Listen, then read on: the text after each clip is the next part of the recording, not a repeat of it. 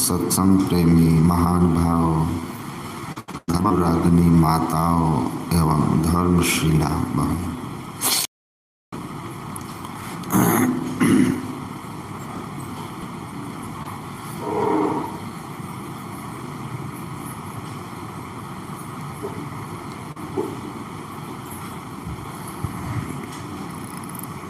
हम लोग उत्तर गीता से पाठ सुने। उत्तर गीता भगवत गीता के तरह ही भगवान कृष्ण और अर्जुन का संवाद है। उत्तर गीता इसको इसलिए कहते हैं कि यह उपदेश भगवान कृष्ण ने अर्जुन को महाभारत युद्ध के बाद दिया था। युद्ध के पहले भगवत गीता है और युद्ध के बाद जो उपदेश दिया वह उत्तर गीता है। उत्तर का अर्थ होता है पीछे, बाद में, तो उत्तर गीता है। और कितनी इसकी महिमा है। कहते हैं वेदों का जो विभाजन हुआ उसके चारों वेद को दो भाग में विभाजित किया गया। एक भाग को ब्राह्मण भाग कहते हैं और दूसरे भाग को संहिता भाग कहते हैं। तो ब्राह्मण भाग वेद का वह अंश है जिसमें यज्ञ और कर्मकांड है, स्वर्ग की प्राप्ति है और भोग के बाद वहां से पुनः संसार में जन्म कांड है जिसमें मुक्ति, ईश्वर और उस ईश्वर की प्राप्ति के साधना का वर्णन है। और यह जो उपनिषद है यह उसी वेद के ज्ञान कांड के संहिता भाग के अंश है, विशेष व्याख्या है। तो भगवत उपनिषदों को गाय कह करके अर्जुन को बछड़ा और कृष्ण को गोपालक, दूहने वाला कहा। और वह दूध क्या है? भगवत गीता। मतलब उपनिषद वेदों के सार हैं और उपनिषदों का सार क्या है? भगवत गीता है। गीता जो हम लोग पढ़ते हैं, जानते हैं। और उत्तर गीता क्या है? भगवान कृष्ण ने जो भगवत गीता सुनाया अर्जुन को, तो युद्ध के बाद अर्जुन ने कहा उस समय मेरा चित्त था, सगे संबंधी सामने थे, तो आपने जो ज्ञान उपदेश किया मैं सुना, समझा, लेकिन पूरी तरह अंदर नहीं आया। तो जो आपने सुनाया उसको हमको एक बार फिर से सुनाइए। तो भगवान कृष्ण ने कहा वह उपदेश जो मैं तुमको किया था, योगस्थ होकर के किया था, हूबहू तो वैसे नहीं सुनाया जा सकता। हाँ, जो मैंने तुमको सुनाया था उसका मूल सारांश क्या था वो सुना देता हूँ। अब उत्तर गीता भगवान कृष्ण के विचारानुसार भगवत गीता का सार है। कि सारांश में कह दीजिए आपका भाव क्या है, तो आप समझ सकते हैं कि अगर उपनिषद गाय हैं तो उन गायों का दूध जो है गीता है, तो उसका क्रीम जो है उत्तर गीता है। ये इतना प्रमाणिक, इतना महिमावान ग्रंथ है और उसी ग्रंथ से भगवान कृष्ण का उपदेश हो रहा है। ये अर्जुन को ही उपदेश है। क्या कहते हैं? हमको क्या चाहिए? सुख। इसमें कोई डाउट नहीं है, हमको सुख चाहिए। कैसा सुख चाहिए? स्थिर सुख चाहिए। ना बदलने वाला सुख चाहिए, सदा रहने वाला सुख चाहिए, शांतिमय सुख चाहिए। दुख क्यों होता है? हमारे पाप के कारण। ताहु न को सुख दुख कर दाता, निज कृत कर्म भोग सुमराता। तो पाप हमारे दुख का कारण है। पाप का नाश कैसे होगा? दुख से छुट्टी कैसे मिलेगी? सुख कहाँ है, किस स्थिति में,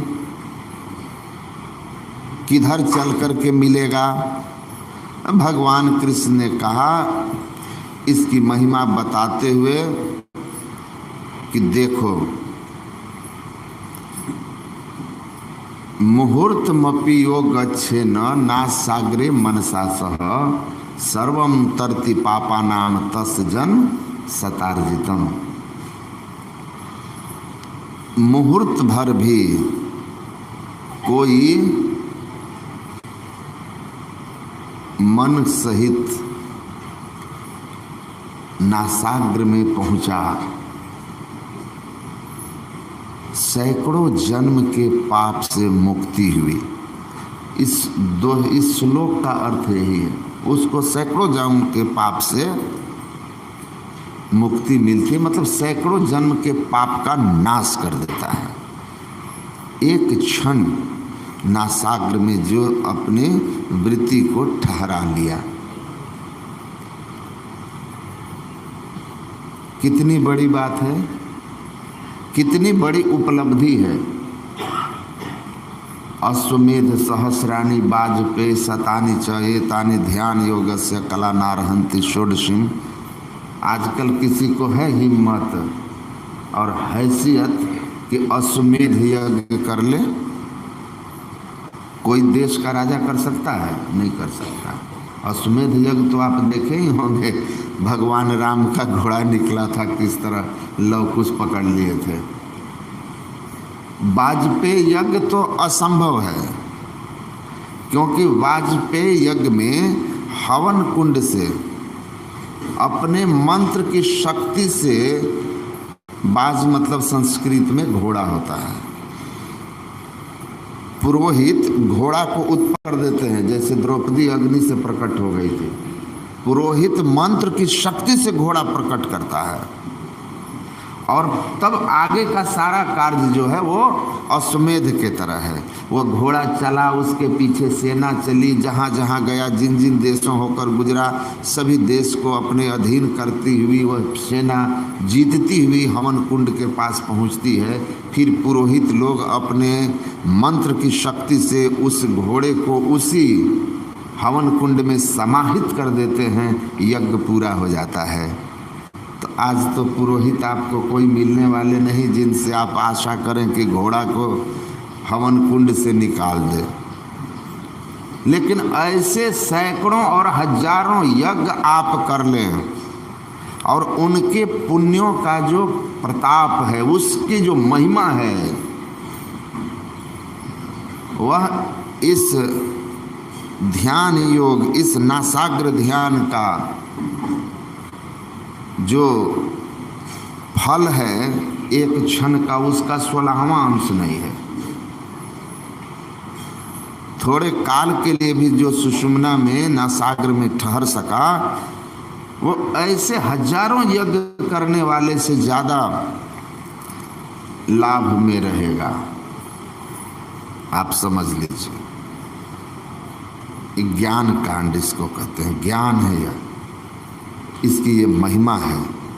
संत महापुरुषों ने इसको बहुत परिश्रम करके खोजा और इस ज्ञान को उपनिषदों में, ग्रंथों में, अपनी वाणियों में व्यक्त किया। इसीलिए तुलसी साहब ने कहा था, तुलसी कहे सुन ऐ तकी, यह राज बातिन है जुदा, रखना हिफाजत से इसे, तुझको निशा ऊंचा दिया। कितने ऊंचा ज्ञान है यह, हिफाजत से रखिएगा। हिफाजत से इस ज्ञान को रखना है। हिफाजत, ज्ञान को हिफाजत से कैसे रखेंगे? जैसे सोना चांदी रखते हैं, अच्छी तरह पैक करके और अलमारी में, गोदरेज में, कहीं कोने में छिपा के। ज्ञान का हिफाजत अभ्यास से होता है। अभ्यास से ज्ञान हिफाजत में रहता है, स्मरण में रहता है। इसलिए नियमित इसका अभ्यास करना है। बहुत दिव्य और दुर्लभ ज्ञान है जो सद्गुरु की कृपा से हम लोगों को बड़ा सहजता से मिला है, बड़ा सहजता से मिला है। तो नासाग्र में अपनी वृत्ति को ले जाना है। आपने सुना नासाग्र सबसे, अध्यात्म में नासाग्र सबसे रहस्यमय स्थान है।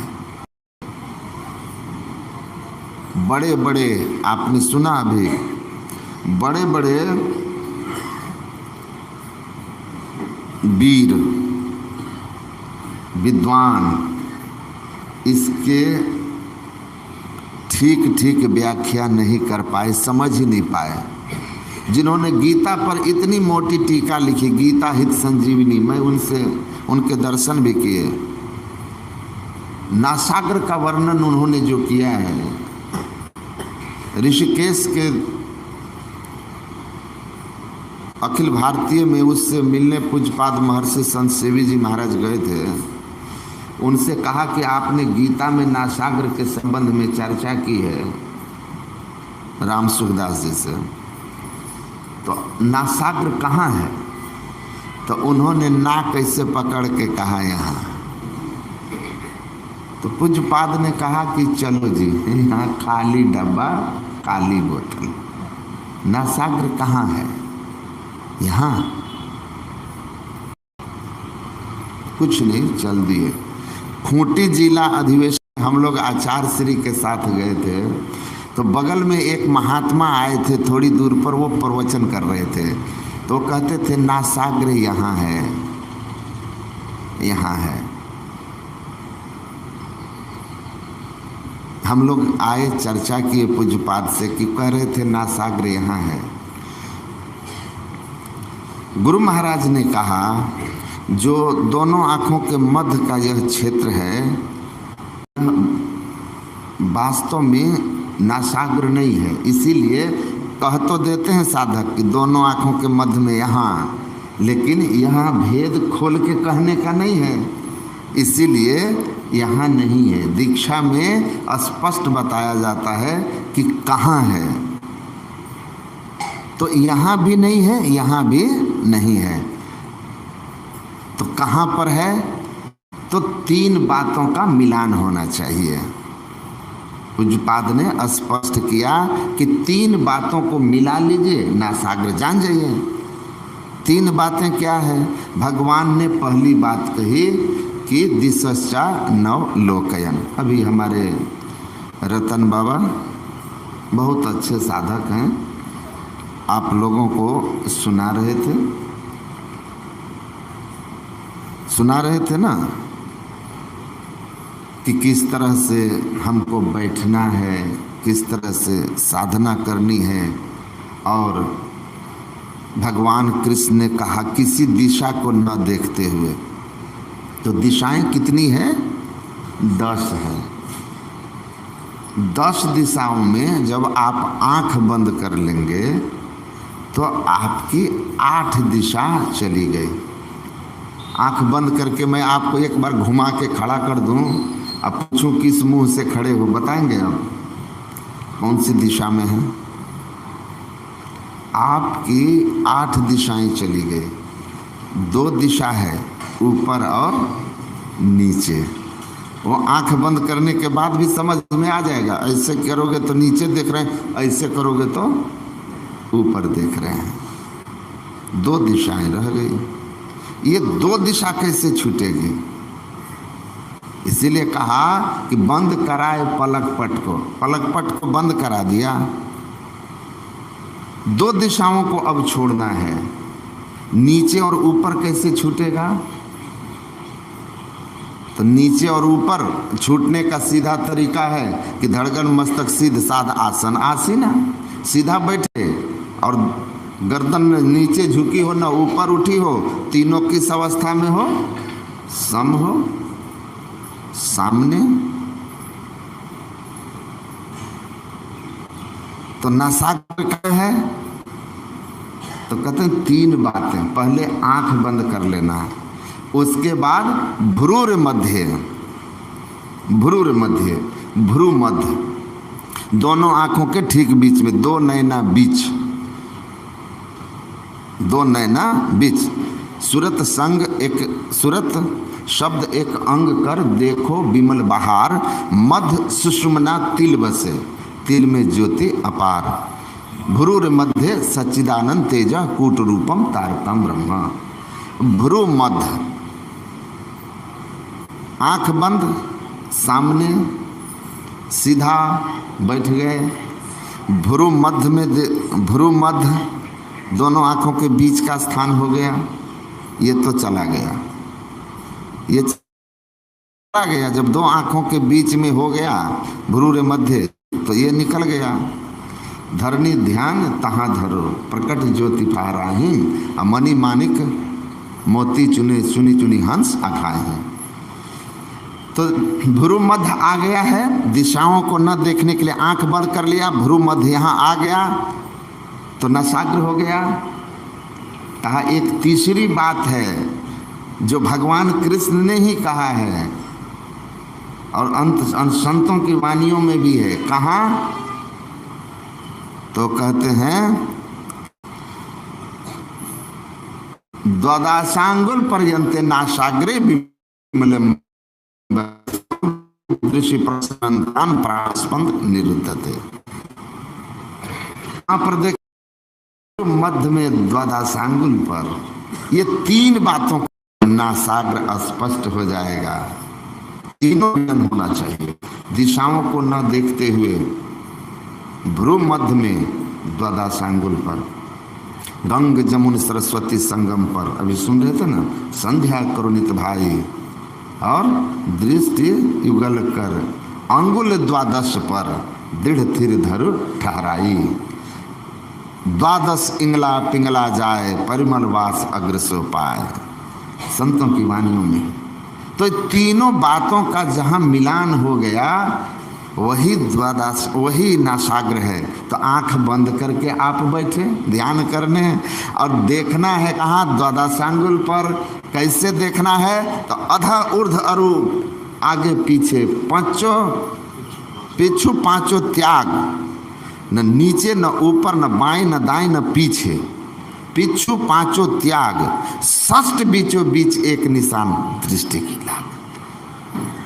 दोनों आंखों के मध्य में सामने की ओर देखना है, द्वादशांगुल पर देखना है। तो द्वादशांगुल पर कौन मीटर लेके घुसेगा, स्केल लेकर जाएगा कि बताएगा द्वादशांगुल कहाँ है, दसवां कहाँ पर है, 12 अंगुल कहाँ पर होगा, एक बित्ता के लगभग कहाँ पर वो दूरी होगा, कैसे नापोगे आप। यही तो भेद है, यही असली बात है जो दीक्षा में बता दिया जाता है कि आंख बंद करके आप ठीक निर्दिष्ट स्थान पर देखिए, दृष्टि की उगल धारें अपने आप जा कर के जहाँ पर मिलेगी वही द्वादशांगुल होगा। मतलब साफ है, आंख बंद कीजिए, सीधा होके बैठिए, न यहाँ देखिए न यहाँ देखिए, ठीक इसके मध्य में एक निर्दिष्ट स्थान पर सामने देखिए, सामने अंधकार में देखिए। देखते देखते जो कुछ भी मन में आपको आए उसको हटाते रहिए। दृष्टि की युगल धारें, जैसे जैसे मन चिंतन रहित होगा, मन शून्यगत होगा, दृष्टि सिमटती जाएगी। सिमटते सिमटते दृष्टि एकदम से जा कर के जहाँ मिलेगी आपस में वो द्वादशांगुल होगा।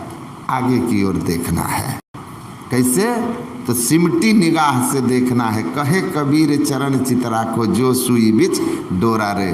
देखते हैं ऐसे सुई में आप क्या करते हैं, सुई के छेद पर नज़र को टिकाते हैं, समेट लेते हैं अपनी नज़र को। ऐसे आंख बंद करके सामने नज़र को अगर निर्दिष्ट स्थान पर समेट सके तो क्या होगा, आपके द्वादश इंगला पिंगला जाए, ईड़ा और पिंगला द्वादशांगुल पर जाकर के सुषुम्ना में लय होगी, एक हो जाएगी। अपने घट दिया ना बारू रे, अपने अंदर में प्रकाश हो जाएगा, अंत प्रकाश हो जाएगा।